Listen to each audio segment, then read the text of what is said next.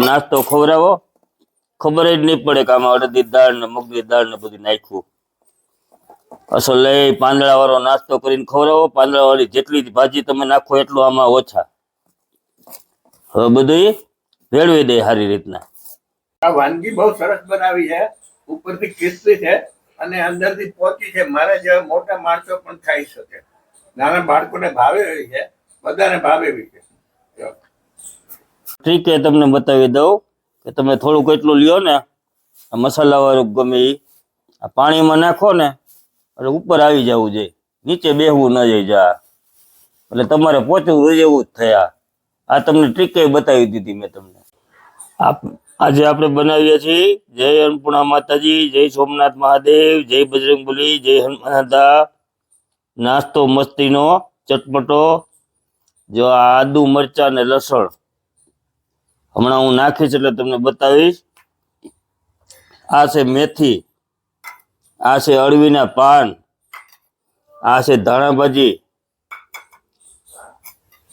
આ છે પાલક સોરી ને આ ધાણા ભાજી ને આ ત્રણ ડુંગળી નું આવું ઝીણું કટિંગ કરી નાખ્યું છે.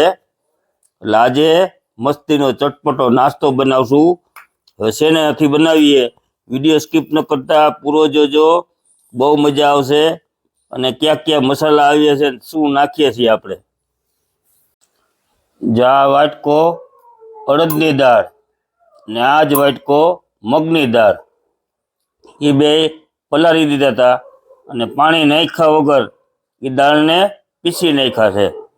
હવે આનો કલર ચેન્જ થાય ને ત્યાં સુધી એને ફેટવાનું છે. આમાંથી આખો તમને કલર બદલાઈ જાય. જો આ વાટકાનું મેં તમને માપ દઈ દીધું. અડદની દાળ નાખી છે અને મગની દાળ નાખી છે. મગની સાદી પીળી દાળ, ફોતરાવાળી નહીં. જો આવી રીતના 5 મિનિટ જેવું આ ફેટવાનું છે એટલે એકદમ પોચો રૂ જેવો નાસ્તો થાય. હા ને એવી મજા આવી જાય કે જે બધાને મજા આવે ને એવો નાસ્તો સવારે બનાવો કે રોંઢે બનાવો, તમને મજા જ આવી જાય એવો આપણે નાસ્તો બનાવીએ છીએ. આજે ફેટવાની એક મહેનત છે ને એ જ મહેનત છે. જો કલર બદલાતો ગયો, જો તમને દેખાતું હોય છે વ્હાઈટ કલર થવા માંડ્યો, જેમ ફેટતા જાય એમ કલર ફરતો જાય એટલે એકદમ પોચા રૂ જેવા થાય નાસ્તો. यही नहीं अभी और सुनिए. જો 2 મિનિટ હલાવ્યું, જો તમને આખો કલર ચેન્જ થઈ ગયો છે. જો સફેદ કલર થવા માંડે. હજી 3 મિનિટ જેવું હલાવવાનું છે. એટલે સવારે તમારે આખા ઘરને ખાવો હોય કે સાંજે રોંઢે ખાઓ, ટૂંકમાં મજા આવી જાય. બસ આ જ એક મહેનત છે, બાકી આમાં બહુ જાજી મહેનત નથી.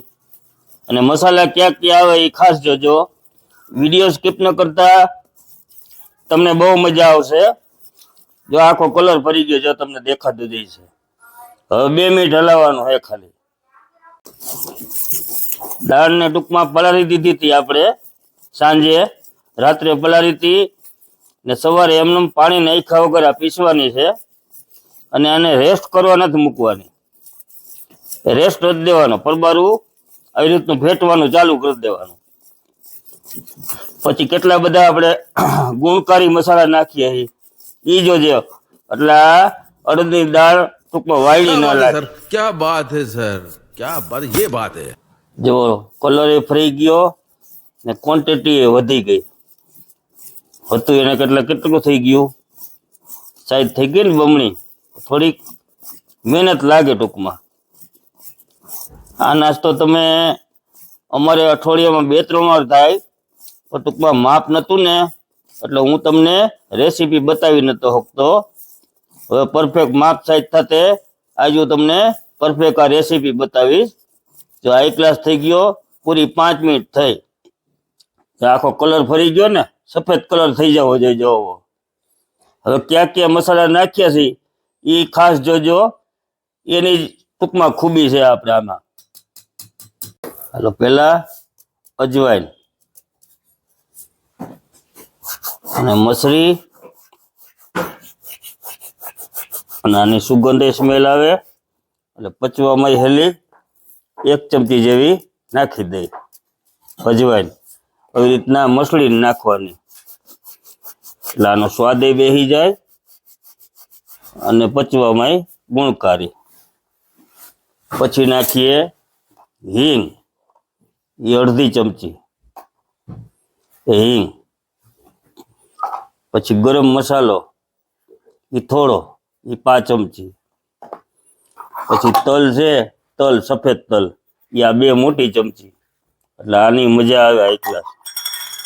પછી આ તીખા અમે શેકી ને આખા પાકા ખાંડી નાખ્યા છે, એટલે એ અડધી ચમચી જેટલા. પછી આ આખું જીરું એ શેકી અને એને ખાંડી નાખ્યું હતું, એટલે આનો સ્વાદ મસ્ત આવે, આ અડધી ચમચી જેટલું. પછી આખા ધાણા છે એને શેકી નાખ્યા હતા અને પછી એને ખાંડી નાખ્યા હતા, એ પોણી ચમચી જેટલું. અને નાખવાની કસ્તુરી મેથી એ એટલી, એ મસળીને એને અમે શેકી નાખી છે.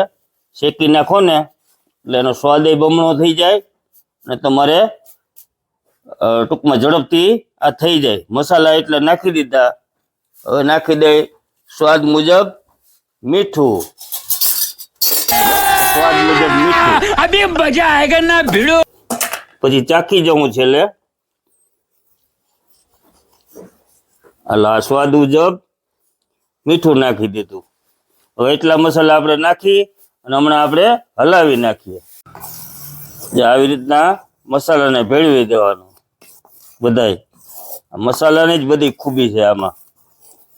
મગની દાળના તો તમે નાસ્તો કર્યો હશે, તો મગની અડદની દાળનો નાસ્તો કરો, તમને એવી મજા આવી જાય કે આમ તમે એમ કહો એકવાર બનાવજો તમે 100% ઘરે, એવી મજા આવી જાય. જો કેટલું બમણું થવા માંડ્યું. મસાલા જો કેવા એક ગ્લાસ થઈ ગયા. પછી તમારે તીખું કરવું હોય તો ચટણી નાખવાની, ચટણી ન નાખો તો સારું, ચટણી વગર જ એમને જ મજા આવે. ચાલો આદુ મરચા લસણ આ મોટી 2 ચમચી, એટલે એકદમ સ્વાદવાળા, ચટપટા, ટેસ્ટી અને મસાલેદાર. પછી આપણે ડુંગળી કાપી હતી 3 મેં તમને અગાઉ બતાવી. તમારે પછી જેવું ચોપર મારવું હોય તે ચોપર. પછી આ અળવીના પાન, આમાં ગુણ કેટલા બરોબર, આ ધોઈ નાખ્યા હતા બધા સારી રીતના.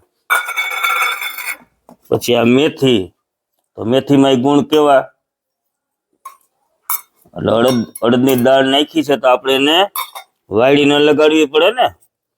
પછી આ પાલક, તો પાલકમાં ગુણ કેવા, વાટકો છે બધું કાપેલું, આ વાટકા બધાની સાઈઝ પ્રમાણે. ને આ ધાણા ભાજી એ વાટકો એક આખો.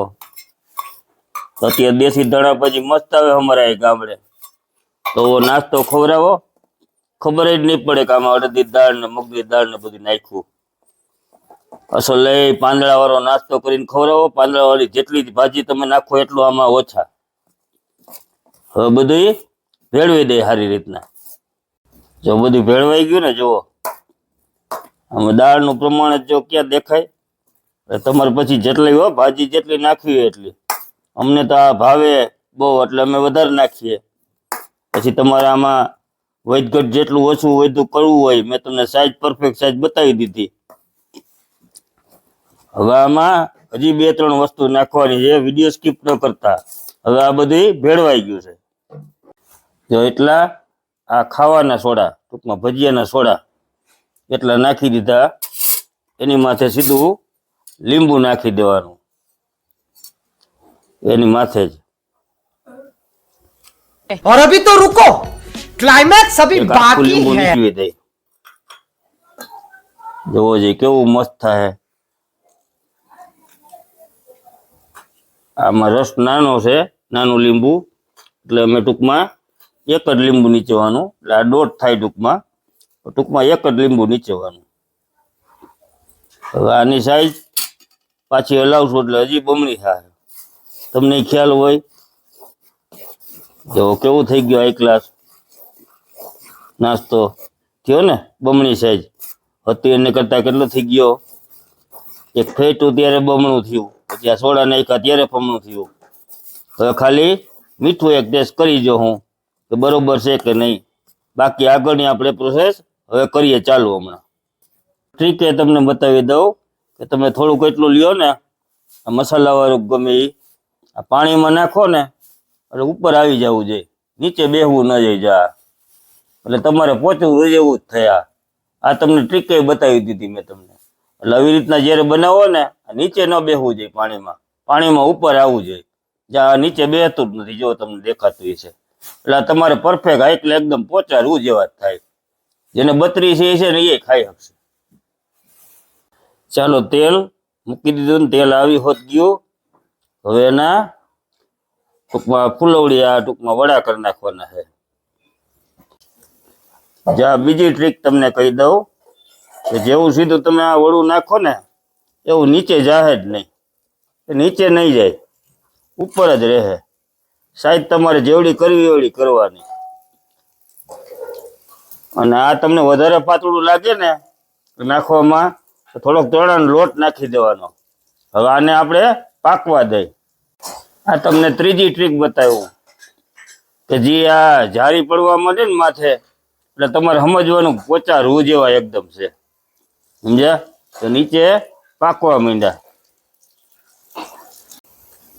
જો આ ગુલાબી રંગના કરવાના છે, એ ગુલાબી રંગના. એટલે આ થઈ જાય. હજી અડધી મિનિટની વાર છે, આમ ફેરવતું જવાનું. જા થઈ ગયા. આમાં તમારે તેલ ન રહે. બાપુજી આ નાસ્તો કેવો લાગ્યો તમને? આ સરસ છે, સ્વાદિષ્ટ છે, મસાલેદાર છે, પાંદડા વાળી ભાજીનો નાસ્તો છે. આ તંદુરસ્તી છે. તો જયારે પણ બીજો કાઢવો નાખો ને ત્યારે જરીક વાર હલાવી નાખવું, હલાવીને પછી કાઢવો નાખવાનો. હવે પાછો આપણે બીજો કાઢવો નાખી દઈ. બાપુજીનો રિવ્યુ લઈ લીધો, એને મજા આવી ગઈ. જ્યાં નીચે બેસે જ નહીં.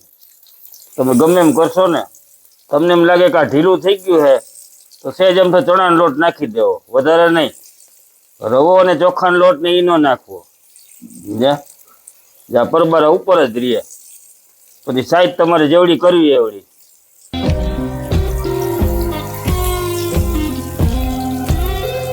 જેટલા સમય એટલે આપણે ટૂંકમાં નાખી દઈએ.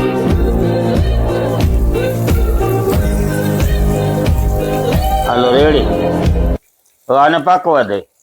ના એવું લાગે તો તેલ નિતારી નાખવાનું. જોકે તેલ રહે જ નહીં. જો તમે જોઈ લીધું ઉપરથી આ ક્રિસ્પી રહે, અંદરથી જો પોચું રૂ જેવું આવું જો, સમજ્યા? અંદર પાકી જ ગયું હોય, પોચું રૂ જેવું જો. આ ખાલી એટલી આંગળી મારો તો થઈ જાય. એટલે અહીંયા હવે અમે બધા પાણી નાખશું અને અમે હવે બધા ગરમ ગરમ ખાવ તો તમને મજા આવે. એટલે બધા ગરમ ગરમ ખાવા માંડે. અહીંયા અમારી આ રેસીપી પૂરી કરીએ છીએ. જય અન્નપૂર્ણા માતાજી. જો તમને અમારી આ રેસીપી સારી લાગી હોય, ભાજી વાળા ટૂંકમાં આ નાસ્તો, તો અમારી ચેનલને લાઈક કરજો, શેર કરજો, સબસ્ક્રાઈબ કરજો, ફોલો કરજો, બેલ આઇકન દબાવી દેજો. સબસ્ક્રાઈબની બાજુમાં જે બેલ આઇકન એમાં ઓલ કરી દેજો.